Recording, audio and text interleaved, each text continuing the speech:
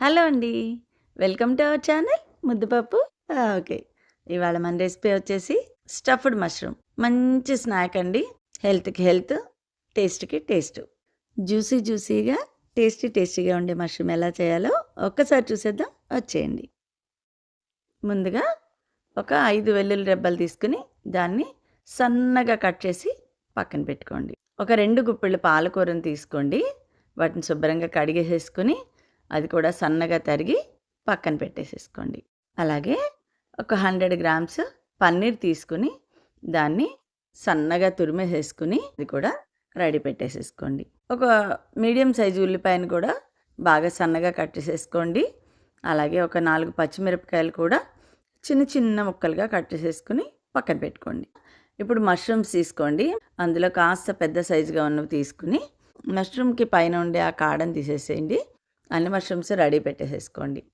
ఓ bowl తీసుకుని అందులో ఉల్లిపాయ ముక్కలు, పచ్చిమిరపకాయ ముక్కలు, అలాగే పన్నీరు, తరిగి ఉంచుకున్న పాలకూర, అలాగే సన్నగా తరిగి పెట్టుకున్న వెల్లుల్లి ముక్కలు, గ్రేట్ చేసి పెట్టుకున్న చీజ్ అండి.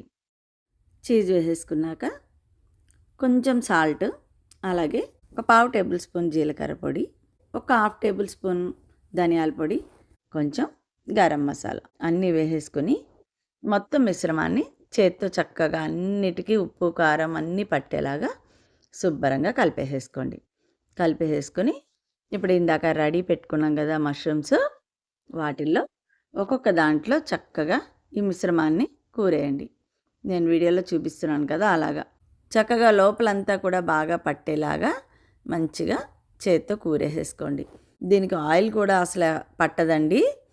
చూసారుగా ఇలా అన్నిటినీ రెడీ పెట్టేసేసుకోండి. పొయ్యి మీద ఒక పెనం పెట్టుకుని చిన్న బటర్ పీస్ తీసుకుని జస్ట్ స్ప్రెడ్ చేయండి అంతే. బటర్ లేకపోతే ఆయిల్ కూడా వేసుకోవచ్చు. ఈ మష్రూమ్స్ అన్నిటినీ అందులో ఒక్కొక్కటిగా పేర్చుకుని ఇప్పుడు దాన్ని మూత పెట్టేసేసుకుని ఒక 15 నిమిషాలు అలాగే ఉంచండి. ఖచ్చితంగా 15 నిమిషాలు పడుతుందండి. ఈ మష్రూమ్స్ అన్నీ ఇలా పెట్టి మూత పెట్టగానే ఆ మష్రూమ్లో ఉండే వాటర్ బయటకు వస్తుంది. ఆ వాటర్ అంతా ఇంకి మష్రూమ్ చక్కగా దగ్గరికి వచ్చి చీజ్ మంచిగా కరుగుతుందన్నమాట. చూడండి చక్కగా చీజ్ అంతా బయటకు వచ్చింది. చూస్తే ఎంత టెంప్టింగ్గా ఉందో కదా. ఇప్పుడు ఇందు మీద మనకి రెడ్ చిల్లీ ఫ్లేక్స్ని చిన్నగా స్ప్రింకిల్ చేసేసేయండి. పిజ్జా స్ప్రింకిల్స్ ఉంటాయి కదా, అవి కూడా చాలా బాగుంటుందండి. మీరు అలా చేసుకున్నా కూడా బాగుంటుంది. ఇలా రెడ్ చిల్లీ ఫ్లేక్స్ని చక్కగా స్ప్రింకిల్ చేసేసుకుని ఒక్కొక్క దాన్ని ప్లేట్లోకి తీసుకుని మంచి టమాటా సాస్తో కానీ ఏదైనా హాట్ సాస్తో కానీ సర్వ్ చేసుకుంటే ఇవి చాలా బాగుంటాయండి.